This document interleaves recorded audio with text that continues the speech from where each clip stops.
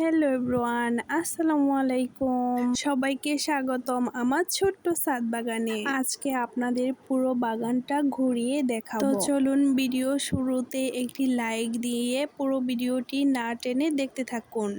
আর চ্যানেলে যারা নতুন এসেছেন অবশ্যই চ্যানেলটি সাবস্ক্রাইব করে পাশেই থাকবেন। অনেকেই ভাবেন ছাদের ওপর কিছু ফলানো কঠিন, কিন্তু একটু যত্ন আর ভালোবাসা থাকলে ছোট ছাদও একদিন সবুজ বাগানে পরিণত হয়। সকালে ঘুম থেকে উঠে আমি সর্বপ্রথম ছাদ বাগানে আমার গাছগুলোর কাছে আসি। গাছ আমি অনেক বেশি ভালোবাসি। গাছগুলো দেখলে আমার মনটা ভালো হয়ে যায়। শহরের ব্যস্ততার মধ্যে এই সবুজ পরিবেশ সত্যি অনেক শান্তি এনে দেয়। এদিকে আমার পুঁইশাক গাছটি কয়েকদিন আগেও অনেক ছোট ছিল, এখন কত সুন্দর বড় হয়ে গেছে। আমি নিয়মিত পানি দেই আর মাঝে মাঝে জৈব সার ব্যবহার করি। রাসায়নিক কম ব্যবহার করার চেষ্টা করি যাতে সবজি একদম ফ্রেশ আর স্বাস্থ্যকর থাকে। পুঁইশাক একটা মজার বিষয় হচ্ছে খুব দ্রুত বড় হয়। যারা নতুন ছাদ বাগান শুরু করতে চান তারা পুঁইশাক দিয়েই শুরু করতে পারেন। খুব বেশি ঝামেলাও নাই, একটু রোদ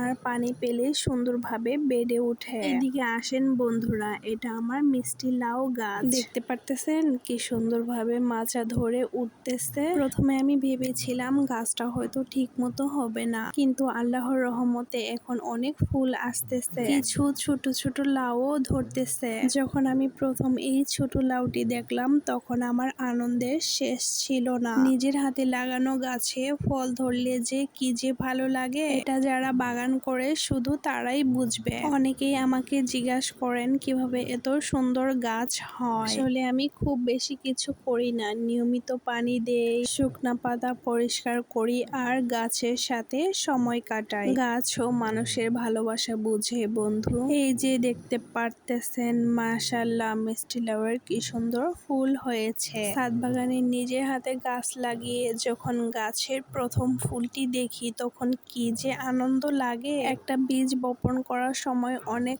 আশা অনেক স্বপ্ন নিয়ে বীজটি বপন করা হয়। সেই বীজ থেকে যখন চারা হয় তখন ভীষণ আনন্দ লাগে। আর সেই ছোট্ট চারাটিকে প্রতিদিন একটু একটু করে যত্ন করে বড় হতে দেখা, সেই গাছে ফুল আসতে দেখা, তারপর ছোট্ট একটা ফল বের হওয়া, এটা ভীষণ আনন্দের বিষয়। এই আনন্দটা আপনাদের কাছে আমি বলে বোঝাতে পারবো না, কারণ আমি গাছ অনেক বেশি ভালোবাসি। আমি দিনের বেশিরভাগ অবসর সময় গাছের সাথেই সময় কাটাই। কোন গাছ কেমন থাকলো, কোন গাছে নতুন ফুল আসলো, কোন গাছে নতুন ফল ধরতেছে, এগুলোই খেয়াল রাখি আর গাছের যত্ন করি, ভালোবাসা দেই। এই যে দেখতেছেন চাল কুমড়া গাছ, মাশাআল্লাহ প্রথমেই ছোট্ট একটা চাল কুমড়া দেখতে পেলাম। এই গাছটা একটু বেশি জায়গা নেয়, তাই আগের থেকে মাচার ব্যবস্থা করতে হয়। গাছটা এখন অনেক দূর পর্যন্ত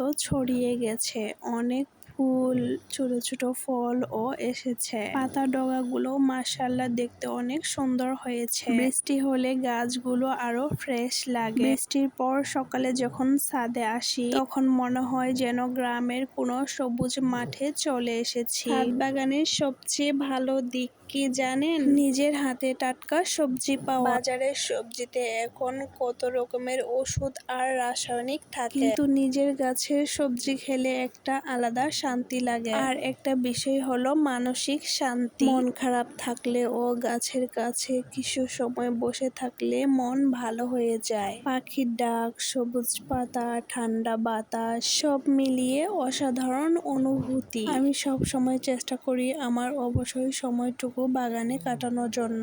কখনো শুকনো পাতা কাটি, কখনো মাটি আগলা করি। ছোট ছোট যত্ন এই গাছকে সুন্দর রাখে। অনেকেই ভাবেন ছাদ বাগান করতে অনেক টাকা লাগে, আসলে তেমন না বন্ধু। শুরুতে কয়েকটা টব আর কিছু বীজ দিয়েই শুরু করা যায়, ধীরে ধীরে নিজের ইচ্ছা মতো বড় করা যায়। আপনারা যদি ছাদ বাগান করতে চান তাহলে ভয় পাবেন না, ছোট করে শুরু করেন, দেখবেন এক সময় এই গাছগুলোর সাথে মায়া তৈরি হয়ে হয়ে যাবে। আজকের ভিডিওতে আমার ছাদ বাগানের কিছু আপডেট দিলাম। সামনে আরো নতুন গাছ লাগানোর প্ল্যান আছে। ভাবতেছি মরিচ, টমেটো আর বেগুনও লাগাবো। আপনাদের কাছে একটা অনুরোধ, ভিডিওটি ভালো লাগলে একটি লাইক দিবেন। আরো এমন ছাদ বাগানের ভিডিও দেখতে চাইলে ফলো করতে ভুলবেন না বন্ধুরা। ভিডিওটি কেমন লেগেছে অবশ্যই কমেন্ট করে বলে যাবেন। আর আপনার ছাদ বাগানে আপনি কি সবজির মাচা দিয়েছেন অবশ্যই কমেন্টে বলবেন।